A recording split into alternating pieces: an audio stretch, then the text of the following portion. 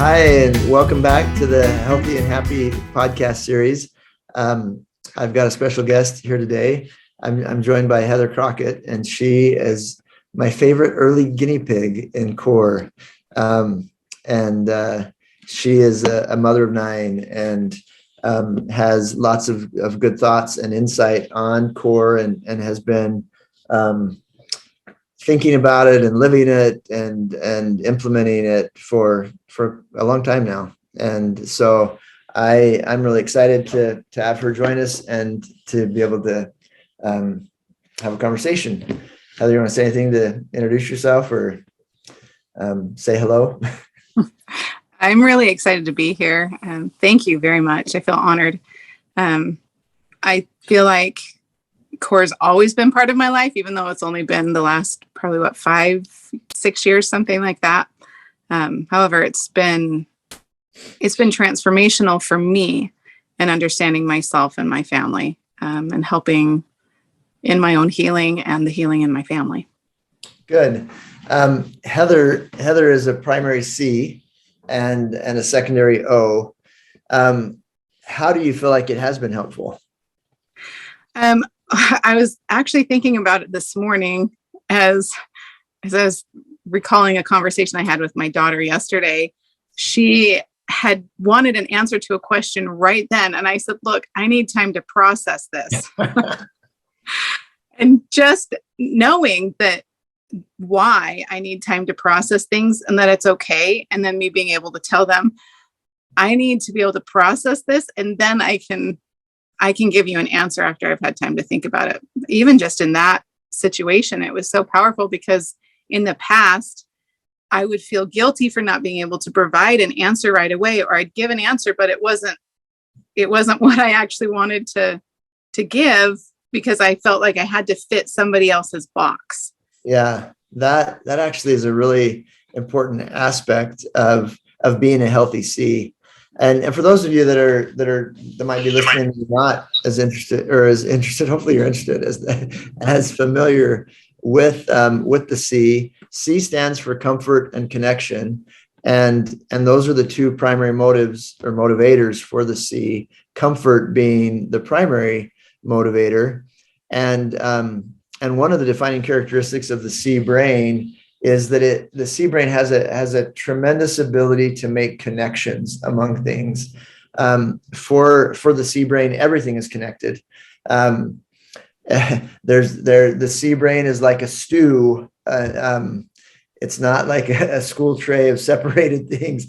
Everything is mixed together in a blender in the C brain, and that allows the C to be able to understand connections.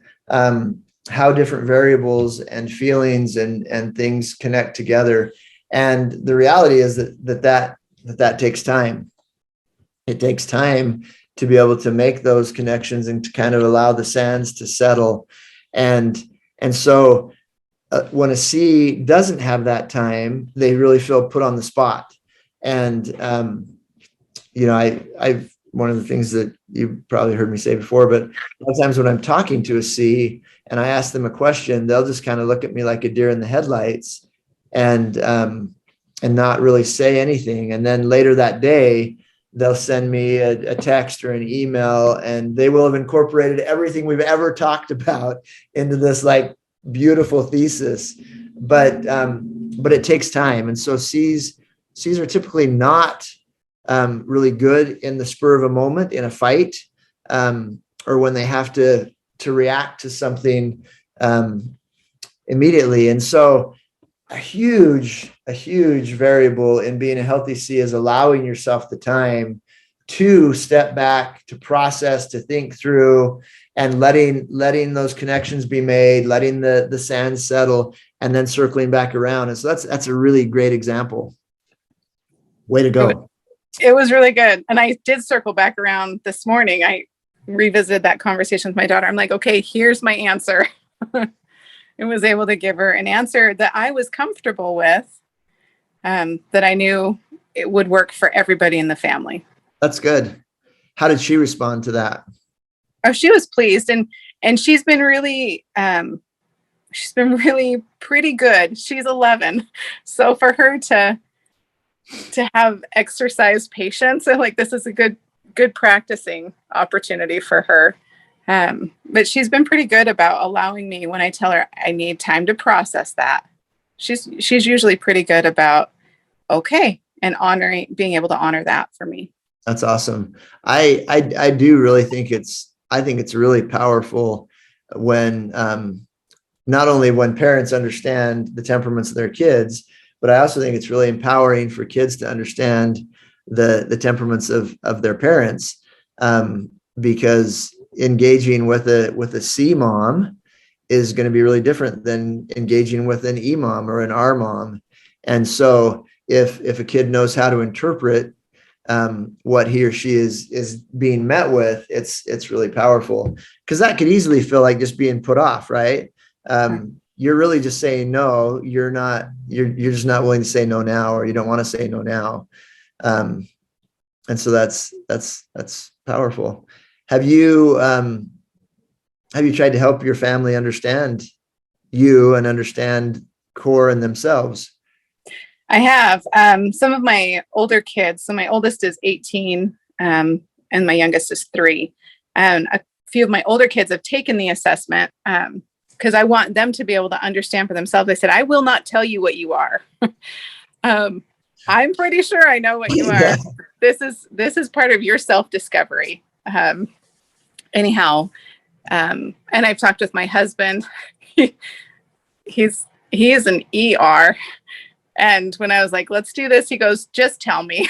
I was like, okay.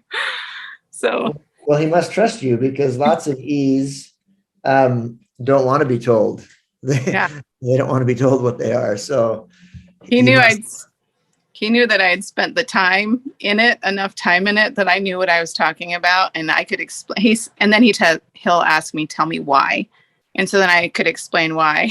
So he's like, yeah, you're pretty accurate. And then that's been good, because I've been able to help him understand my temperament and who I am. So when I say, I need a minute to be able to process this, to finish a conversation, or when he wants to make a decision right away, because he's usually a lot faster at decision making than I am. That's his R-ness coming out. That's his R-ness. It's a very high secondary for him. He's a little bit more understanding with the fact that I take time to process that. And that's been really good. It's been really good for our marriage, being able to understand each other's temperaments, and that I can explain myself and explain my temperament to him. This is how I'm wired, and this is how I process things.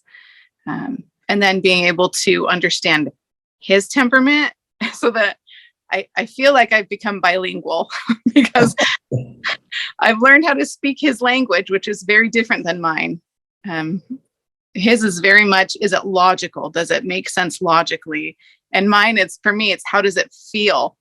And so I've gotten to learn how to interpret and translate how it feels to me into a way that he would understand intellectually. That's cool.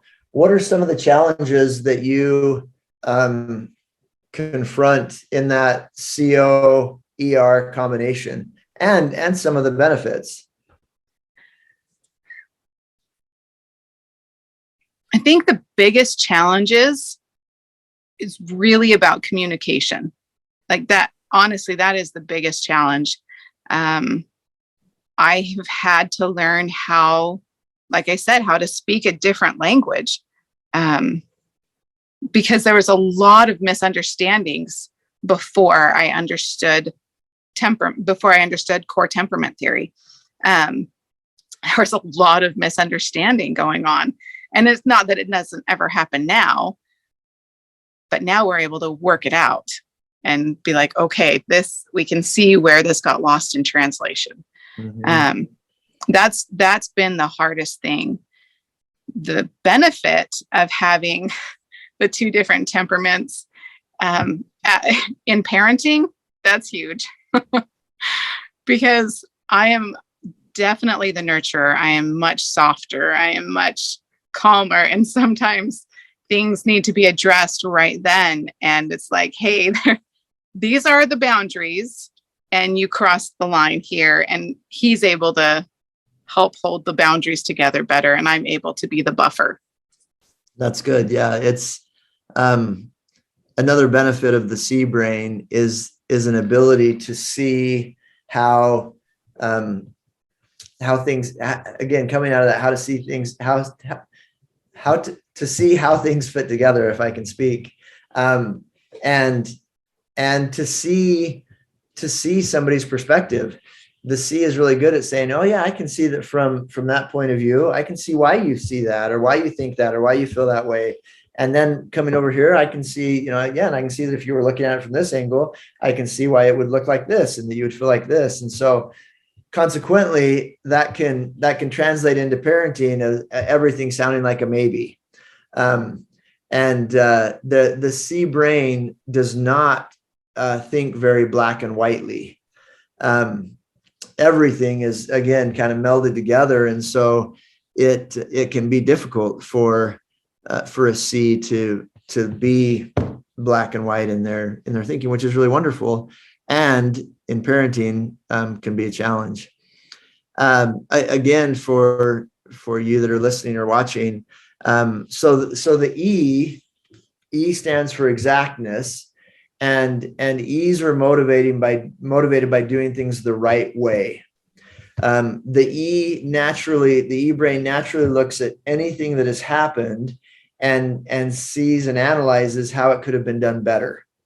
And it doesn't matter what it is. It doesn't matter if it's how a pair of shoes fits, or how to get from point A to point B in the car, or how to organize the closet, or do the laundry, or load the dishwasher, whatever it is. If an E brain thinks about something, it thinks about the best way of doing whatever that is. And then once they settle on that, that's it. That's the way. And so if you disagree with them, the E tends to think that you're wrong. Not necessarily that you're stupid, just that, if you knew what I knew, or if you had this piece of data, you would also land on this conclusion because it's obviously the right conclusion. And so one of the challenges there of that combination, of the EC combination, is the very black and whiteness of the E brain and the very grayness of the C brain.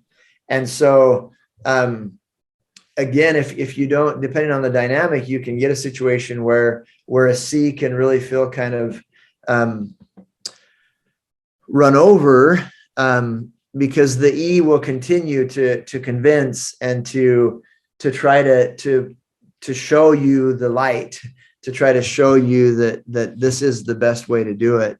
And so C's drive for comfort makes it really difficult for most C's to want conflict, or to want to stick in there and really kind of hold a boundary. And so a lot of times it's really easy for an E to prefer to just kind of shut up and take it, or to acquiesce and go with the other person's point of view, because that comfort is a bigger motivator than doing it your way.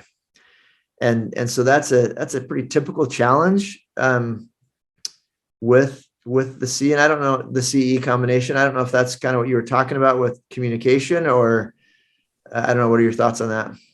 That's definitely part of it. And before, well, even now, especially though, before I really understood myself and how to be a healthy C, how to be the healthiest me that I can be, that would happen frequently, because it wasn't just my comfort. I cared more about the comfort of everybody else, right? Because then I'd be comfortable. If I knew everyone else was comfortable, then I'd be more comfortable. And that's where a lot of conflict came. For me, it didn't show up for a while, but inside there's this inner conflict of, well, I don't think that's how it's going to be best for our family. And then because my husband is a very strong ER, he's like, well, no, this makes sense. Let's do it this way. And there are times where I look at it and I'm like, okay, is it really going to matter And if it doesn't matter in the long run, I'm like, we'll just go with it. However, there have been things. So for example, we homeschool. This is before I knew anything about core temperament theory. My daughter, our oldest, who's 18 now, was 5. She's getting ready to start kindergarten. And we were living in a really, really less than ideal school district. I'll put it that way. And I just felt strongly, and again, I go with my feelings, right? I felt really strongly that we needed to homeschool. And my husband was not on board with that idea at all. And it was one of the few times that I remember really digging my heels in. Like, I don't care what you think. This has eternal consequences. I did care what he thought. However, it was worth it. It was worth the discomfort to you. Yes. Yes, it was worth the discomfort. And until one day I said, look, he was coming home from work. And I said, drive a different way. So that way he'd be passing the school at the same time as all the kids were getting out of school. I was like, just drive past on your way home. And he got home. And it was the first time he was finally like, okay, we can homeschool. But he got to see things a different way. And his logical brain went, oh, okay. This isn't just about what Heather's feeling or whatever. That's and that can be one of the challenges of being in a relationship with an E, is you can feel like you have to prove yourself all the time and kind of present a thesis of here's the data behind my argument so that you can make room for me. Intensity is one of the variables that really showed up in the research around CORE. And in terms of intensity, your combination is on the opposite ends of intensity. E's and R's are the most intense of the types, and C's and O's are the least intense of the types. The intensity of an E is different than the intensity of an R, and R's intensity is very kind of dynamite kind of intensity. It's powerful. It sparks up and blows up and out pretty quickly, where an E's intensity is more like a slow burn.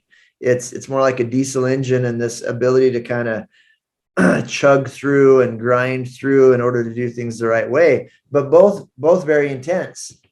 And C's and O's, C's very much want things to be comfortable for themselves and everybody else, like you said, and most of the time that's more important to a C than anything else. And then O's, being motivated by pleasant emotion and having an enjoyable environment, rarely find it worth a conflict. It's so how do you manage the intensity variable between the two of you? Well, I loved what you were saying. I've seen, so my husband, it's that dynamite, right? It's very explosive. I've seen that side of him. I refer to my husband as like this boulder on a mountain. And when we're working towards a goal, or we're trying to find a middle ground, or we're both growing in a certain direction, I'm like the river, just kind of slow and steady, going to keep flowing along. And my husband is this boulder on the hill. There's always this subtle shifting underneath that I don't see until all of a sudden the boulder breaks free and rolls to the bottom of the hill. And I'm like, wait a minute, how did that just happen? How did you get from there to there in less than 3 seconds? Right. Because, and that's that, like you were talking about the diesel engine chugging along. That's what I feel like my husband is. And then I'm the river. And so in order to kind of balance that out in our marriage, one requires a lot of patience on my part.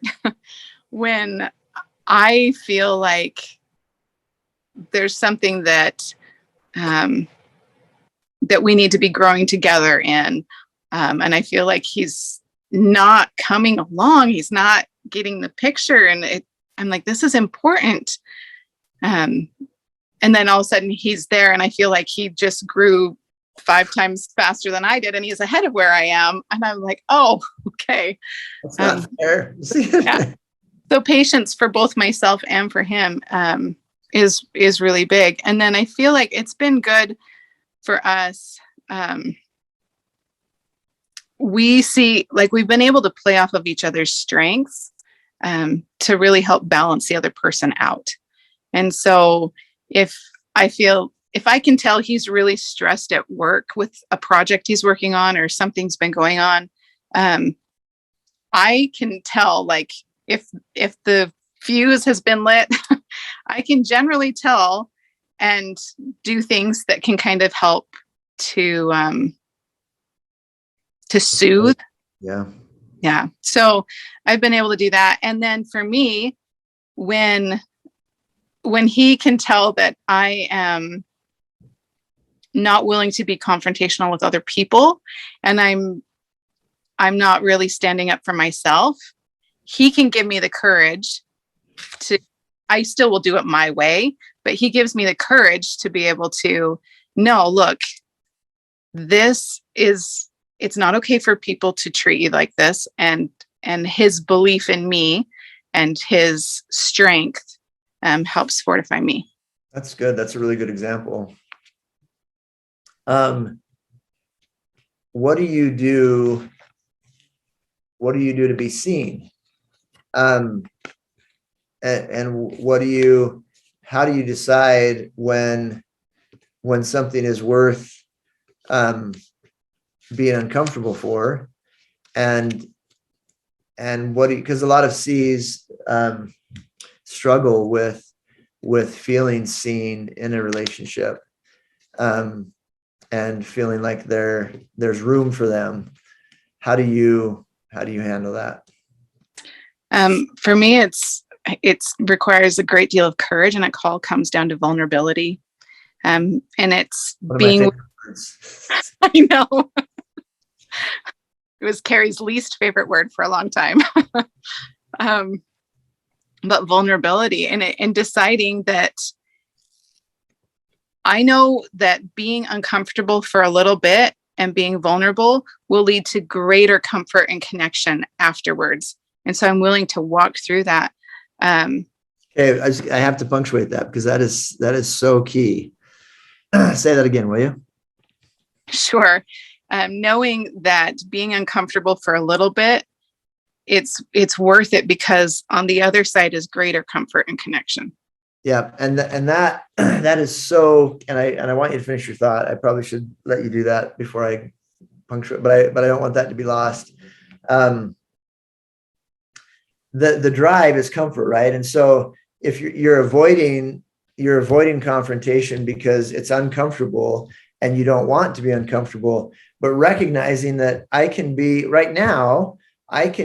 little bit uncomfortable and get to a place of greater comfort. So you're not compromising or going contrary to your primary motivator. You're actually doing something to get more of it.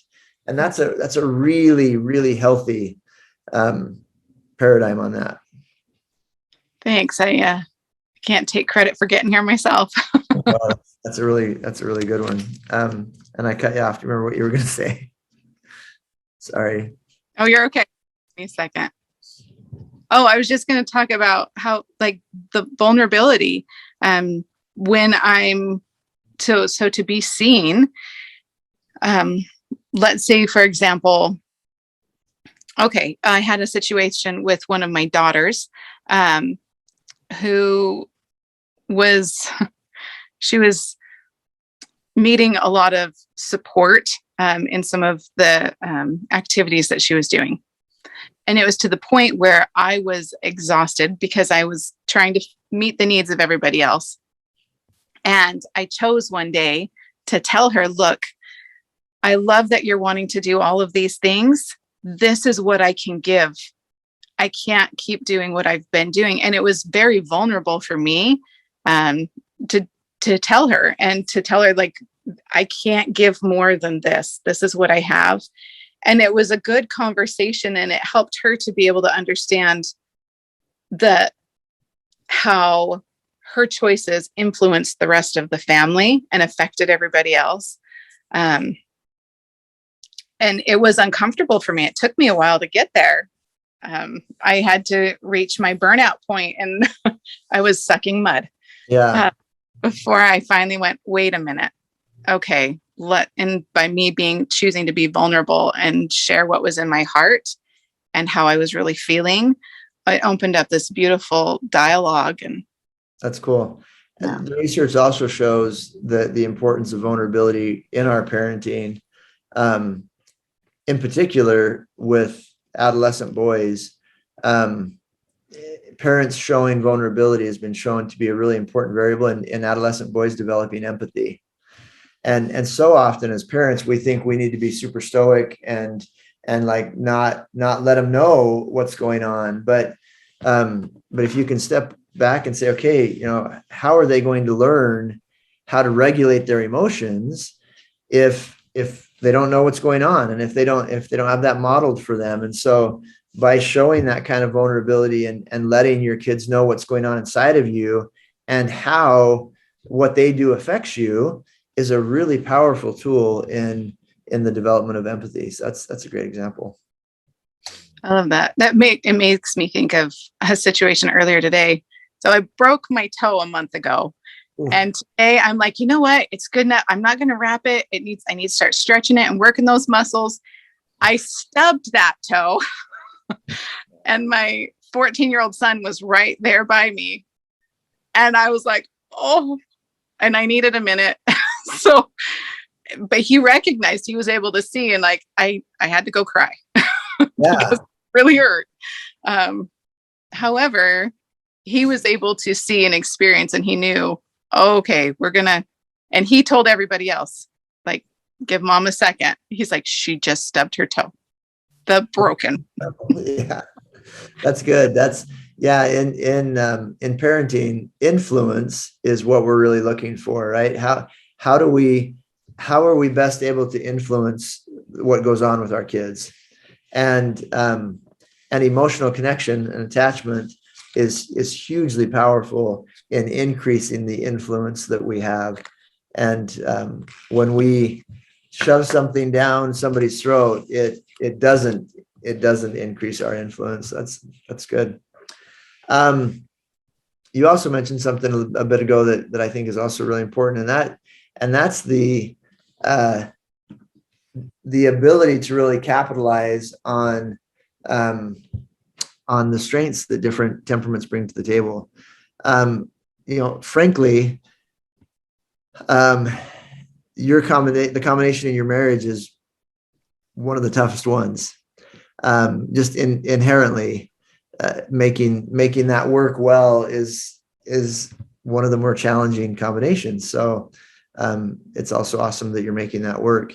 And two, one of the best ways to do that is to really say, okay, what are the strengths that are in the E wheelhouse, and what are the strengths that are within the C wheelhouse, and the R and the O, and then to be able to proactively say, this situation probably is a really great O situation. Let's really capitalize on your O-ness to do this, or what, we really need to get some stuff done here.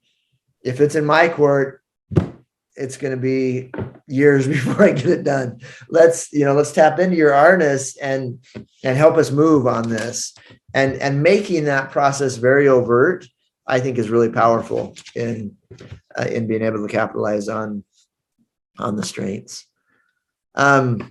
You mentioned before we started recording that in the 11 people in your home, all of the temperaments are represented.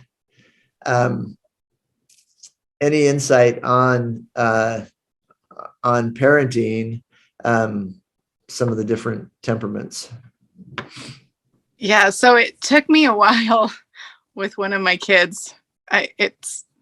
It's a miracle. He's 6 now, and it's a miracle we made it past 3. He's an R, and honestly, it took Carrie MacArthur walking me through, because I'd never parented somebody that had so much R before. And as a 2 and 3-year-old, it was a little rough at times. However, she helped me. She's like, okay, remember, he's very results oriented. And so that helped me to switch my thinking and my parenting, because I've had to parent every child differently. Obviously, we all do. However, with him, it was completely different. I have other kids that have R in them, but not as dominant as his. Yeah. So, focusing on the result, and even just yesterday, his chore, he was like, this is going to take forever. I don't want to do it. And so I am not above bribery. I'm like, there's a snickerdoodle. Like, you get this done and you can have a snickerdoodle. Anyway, so, and I had to go and be with him for a little bit and help him get started and see that he really could do this. And then he did it and got done and he got his snickerdoodle. But it's focusing, like being able to focus his mind back on the result, that a desirable result. Yeah. I don't know if this is a fair question or not. But as a CEO, and I don't know, like, what would you say your percentage is? Like, are you like 80% C and 20% O, or like 50-50, or what do you think you're? Probably closer to the 80-20, maybe. Okay. Closer to 20. So pretty dominantly C. Mm-hmm. So as a strong primary C, what temperament type is hardest for you to parent? R. Yeah. Yeah. See, so growing up, my mom was an E. Well, is. My mom's an E. My husband's an E. I've been surrounded by a lot of E-ness in my life. My dad's an O, an OR, which is an interesting combination. It is. I've got a dad with an OR. So yeah. But I was surrounded by so much E that I feel like I have a lot of learned E behaviors, and I can understand how to work with an E better than like parenting an R. It takes me a minute. Yeah. And what are some of the challenges? I think the fact that R's, they're very explosive. And so it doesn't give me time to process. Right. Yeah. There's no space in there. Yeah. No. So I had to, with my son that's now 6, it was like I had to hijack my own wiring and kind of jumpstart the processing. I'm like, okay, has to be on like triple speed in order to function right now. And it's been good that I was able to do that, because we got through some tough stuff that way. Yeah. And you've got lots of years ahead too, to work with that. For me, we have 5 kids, but 4 are living. We've lost a son. And so, our oldest daughter is an EO, and then our next one is an OR. And then, our Will, who is almost 12 in a couple of weeks, is an RO, and then our 7-year-old is a C, and I think he might be all C. I don't know. It can be kind of tough to assess a secondary type in a young child, but my parenting in R is actually really easy for me. I'm an OC, and my wife is an RO, and so my R boy Will is the same as her, and so I know how to interact with her really well, and so his R-ness is really easy for me to handle. Eric, our 7-year-old's the C, has introduced challenge into our family more than any of the other kids. He's the only C that we've got, and I'm a pretty strong secondary C, but parenting a child with such big feelings, C's feel things really deeply, and emotionally their feelings are like a fire hydrant. And so it's challenging for a C to learn how to cope with the depth of what goes on, where Will and his R-ness will, kind of explode, and then it's gone, and it's just this momentary thing where Eric will just feels things so deeply, and there's a sensitivity there that, we in our parenting, we're a little bit lazy in our own self-regulation, because again, you can kind of get away with things with O's and R's that you can't necessarily get away with in terms of flying off the handle or whatever with a C, because then you break their little hearts. and so it's I love his C-ness, and Eric gives the very best hugs. I mean, he's just like melts into you, and he's really a joy in so many ways, but really has forced us into better parenting, frankly. And I think that's, again, knowing that is really important. If we just parented Eric like we parented Will, we would be creating all kinds of trauma for Eric. And so by being aware of his C-ness, it's really empowered us to be able to tailor things better to his needs. And we talk about that a lot. We talk a lot about, my wife and I talk a lot about that. The other kids, I mean, we all talk a lot about temperament and stuff in our home. And it's, anyway, it's been powerful to be able to do that. That's a good example. Thank you. That is powerful. I think it's harder for my husband to parent our C children because of that. However, his experience with me, I think it's his practice, Yeah. It just, sometimes I'll have to remind him, okay, this is what's going on. And why it's going on. Yep. I need you to go and be gentle. And then he can go, and where it was very harsh at first, now he can go and be gentle and kind of soften. Okay, this is, but it's been a really amazing growing opportunity to have all these different temperaments in our home. Yeah, that's really cool. How do you decide if something's worth being uncomfortable over?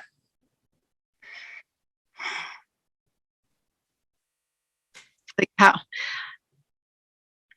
So a lot of it goes to like what my core values are.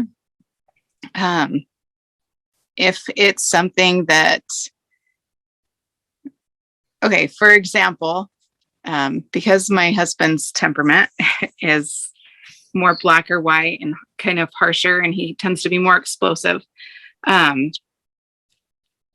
he'll say something or do something, and I can see that it's really hurt one of our kids' feelings. And because one of my core temperaments is family and another one is love, that it's worth being uncomfortable for me to coach him. Yeah. And say, look, this is what just happened, and this is how they're now responding to your reaction. And I've gotten a lot more comfortable with being uncomfortable, because if it's something that is connected with my core values, it's worth it. That's really good. The variable of being emotionally settled is a big one for the C. And when something is unsettled emotionally, the C brain will sit and ruminate and spin on it until they feel like it's settled. They got it settled. And once they have it settled, they don't want it to move and get unsettled again. They want to be able to say, okay, all right, this is how it is. And sometimes combined with the avoidance that can come from discomfort, a lot of times C's will say, well, this is just how it's going to be. And, and we'll work on it on the other side. Or, it's uncomfortable enough. Discomfort is uncomfortable enough and a powerful enough motivator for a lot of C's that they will patiently sit in situations that are really not very healthy or very fulfilling because at least they're predictable and settled.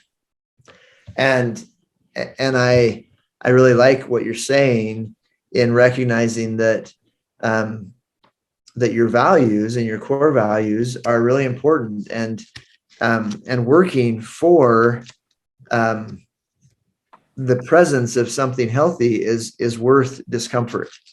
And so I think it's really good that you're doing that, because the reality is that the C brain, it is really well suited to lovingly and nurturingly and sensitively working through change, better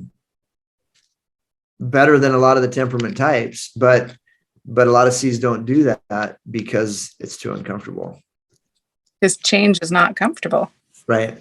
It's unsettling, which violates one of the core motivators of the C.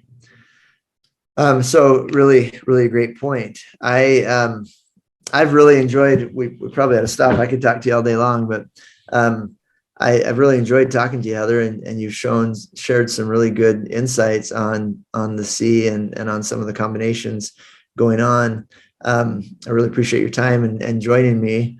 Are there any sort of closing remarks or thoughts that you'd like to share? I just really want to thank you.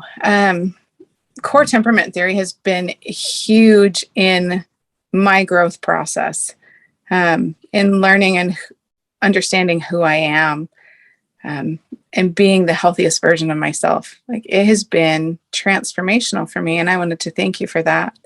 Thank you. I'm part of a group called the Journey of Wholeness, and I feel like, as I was thinking about this earlier today, part of my journey of my wholeness has been understanding who I am, and a lot of that has come through your work with CORE. So thank you. Well, thank you. I really appreciate that, and I appreciate you taking the time to be with us today. My pleasure.